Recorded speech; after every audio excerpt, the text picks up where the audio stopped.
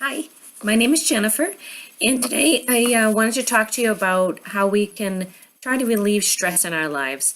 Life is short to have stress in our lives, and I want to just give you some tips and ways of dealing with stress.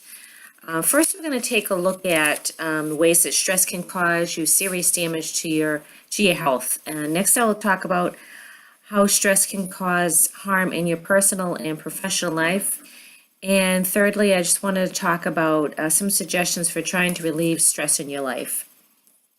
And some of the information I'm going to share with you today came from heart.org, the mayoclinic.org, and helpguide.org.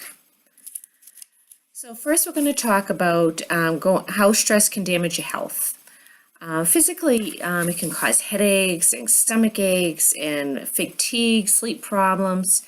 So that's just to name a few, and that came from the mayoclinic.org. Mentally, stress can cause damage in your personal life and in work, out on the road, when you're driving, at home. And thirdly, you might not even realize that stress is the cause of some of your physical or personal problems. So you think you might just be having medical issues, but from the Heart Association, they said that, really take a look at that. It really, dealing with stress can really cause a lot of problems. So next I wanted to talk about stress can cause harm in your personal and professional life. You can have unexplained anger and lash out at others when you're stressed out. Stress at work can cause you to make mistakes, and you're not focused on your work, and you have a possibility of losing your job if you have too many problems and you're not dealing with the stress in your life. And that came from the mayoclinic.org. And some things we can do to alleviate some stress in our lives. There's a lot of different things you can do, and I never realized that.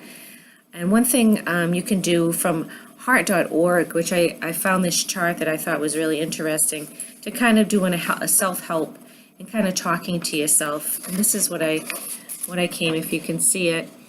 One of the things it says, a negative thing you can say is, I can't do this. And instead of saying that, you say, I do the best I can. And another negative thing you could do is, everything is going wrong. And a positive thing you can do is, I can handle things if I take it one step at a time. So those are some self-help things, and there's other ones that you could come up with as well.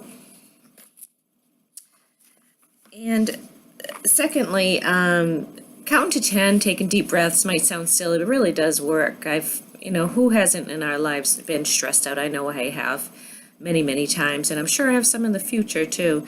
So counting to 10 and deep breaths really has helped me a lot. Prayer is been a big help in my life, when I've really gone through some stressful times. Even if you're not religious, maybe that's not your thing, but you can come up with other ways. Finding a hobby or just some time for yourself, at least 15 minutes a day, is so important. Life is busy, and we have so much going on in our lives that, we don't want to take the time for ourselves, but you really have to, because that's really going to be a stress reliever. Finding a hobby, an art project, even just going out with friends, even if it's only once a week, you really need to do that and just laugh and just have a good time. And that was from heart.org. And from helpguide.org, they said move your body frequently, not to sit too often, more than an hour, because that just gets your mind moving and thinking in the wrong direction sometimes. So try to avoid stressors. So in conclusion, having stress in your life is just not good for your personal life, your physically, for yourself, for your health, and life is just too short. And just don't worry and be happy. Thank you for listening, and have a good day.